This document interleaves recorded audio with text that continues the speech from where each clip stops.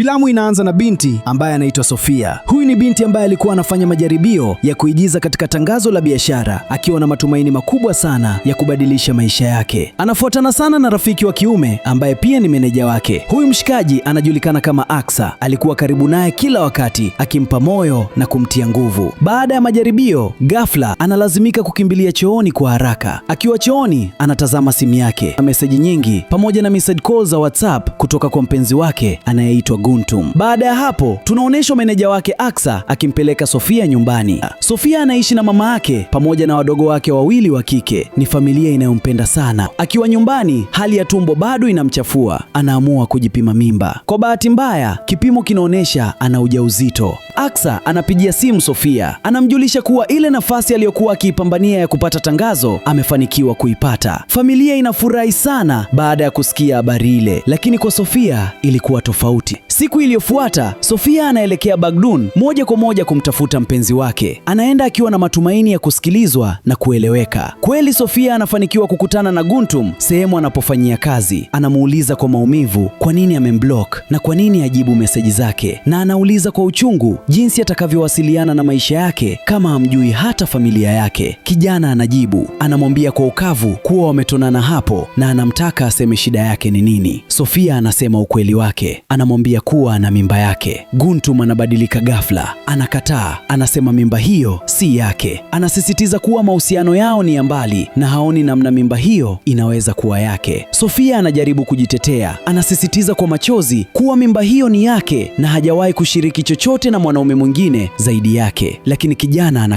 anakataa mimba, anakataa ukweli na anakataa kuwajibika. Na hapo ndipo simulizi ya Sofia inageuka kuwa ya maumivu. Anabaki peke yake akiwa na ujauzito, ndoto zake na moyo uliovunjika vipande vipande. Kabla hatujaendelea, kama unapenda simulizi za maisha halisi, movie recap zenye mafunzo na stories zinazogusa moyo, bonyeza subscribe sasa hivi. Usisahau like na share kwa mtu anayependa movie kama wewe. Sasa tuingie kwenye story. Moja kwa moja aliamua kwenda kumtembelea baba yake. Baada ya kufika huko, Sofia alimweleza baba yake kila kitu kilichotokea, kuanzia mapenzi yake na Guntum, ujauzito hadi kukataliwa kwake. Alikasirika sana na akaapa kuwa lazima huyo mwanaume awajibike kwa alichokifanya. Nitakwenda kukutana naye uso kwa uso. Baada ya kurudi nyumbani, mawazo ya Sofia kunywa vidonge ili kutoa mimba. Una shida gani mwanangu? Kwa hofu akajibu kuwa ni mzunguko wake wa hedhi, lakini Sofia alianguka chini na kupoteza fahamu. Mama yake kwa haraka alimkimbiza hospitalini. Sofia hakutaka mama yake ajue kinachoendelea, lakini baada ya vipimo kufanyika, vipimo vinaonyesha binti ana mimba. Alijaribu kuitoa, lakini mtoto bado yupo salama. Kwa machozi mengi alimwomba sana mama yake. Alikiri kuwa alishawahi kuonywa kuhusu kujilinda, lakini tayari imeshatokea. Akamwambia baba yake ameahidi kulishughulikia swala hilo kuhusu kujilinda, lakini tayari imeshatokea. Baadaye Sofia alimpigia baba yake simu. Kesho saa 4 asubuhi nitaenda kwa huyo mwanaume, nitaenda na sheke ili ndoa ifungwe. Kwa uchungu mkubwa, mama yake hakuweza kulipiga uamuzi huo. Usiku huo Sofia alienda kumtembelea rafiki yake Aksa. Alimwambia kuwa kesho saa 4 kutakuwa na ndoa. Kwa mshangao mkubwa akauliza, kwa nini haraka hivyo? Wewe una mimba? Akakana, akasema alikuwa na mchumba kwa muda mrefu. Mbona sijawahi kumjua? Haishi katika huu mji. Aksa akabaki kimya, akaamua kuwa mpole. Kwa hiyo tufanyeje? Kesho uvae ile batiki niliyokununulia zamani. Siku ya ndoa ilipofika, Aksa alifika akiwa amevaa ile nguo. Walikaa muda mrefu. Muda ukasonga hadi saa 6. Hakuna mtu aliyefika. Hakukuwa na Guntum, hakukuwa na baba wa Sofia. Alipiga simu kwa baba yake mara nyingi, lakini hapokei. Hatimaye Sofia na Aksa wakaondoka na kuelekea kwa baba yake.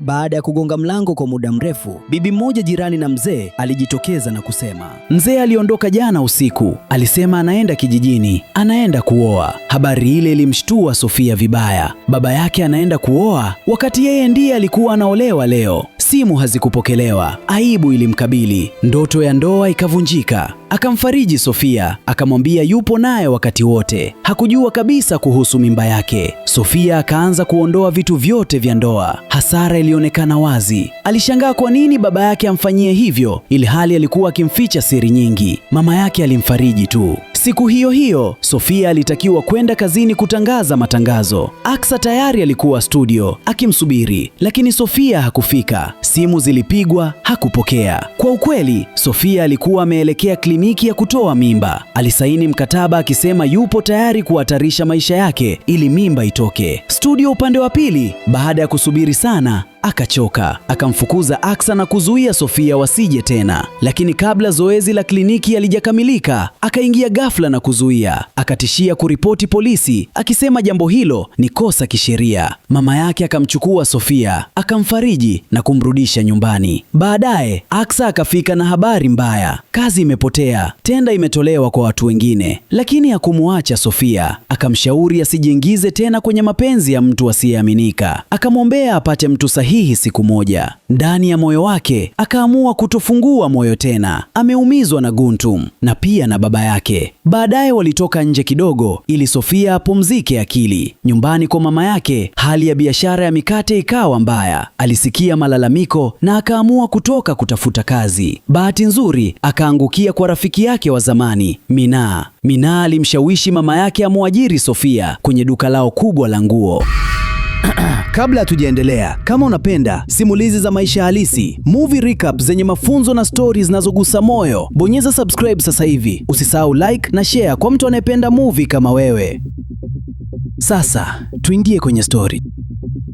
Minaa alimshawishi mama yake amwajiri Sofia kwenye duka lao kubwa la nguo. Siku ya kwanza kazini, Aksa alimleta Sofia. Baada ya kumwona Aksa, macho yake yakabadilika. Alimpenda kimoyomoyo. Sofia alihisi hilo. Baadaye, Sofia akaanza kuvaa hijab kazini. Minaa akapendekeza hivyo kwa Sofia kuvaa hijab katika mazingira ya kazi. Katika mazungumzo, Minaa akaeleza kuwa duka halina wateja wengi. Akapendekeza wafanye soft sell na kurekodi video za kufundisha namna sahihi ya kuvaa hijab. Aksa alipofika, alishangaa sana kumwona Sofia katika mavazi hayo mapya. Awali, walitaka Minaa atangaze, lakini akaogopa kamera. Ikabidi Sofia ndiye aonekane mbele ya kamera. Video zikaanza kurekodiwa na taratibu watazamaji mtandaoni wakaanza kuongezeka, na hapo safari mpya ya Sofia ikaanza. Je, unadhani safari ya Sofia itakuwa ya mafanikio? Na je, vipi kuhusu ujauzito alokuwa nao? Ili kujua majibu ya maswali yote haya, endelea kuwa nasi kuanzia mwanzo hadi mwisho wa movie hii. Na pia usisahau kusubscribe, kushare video zetu ili kuwa wa kwanza kupata video zetu kupitia YouTube channel yetu Mjawiri Media. Itaendelea.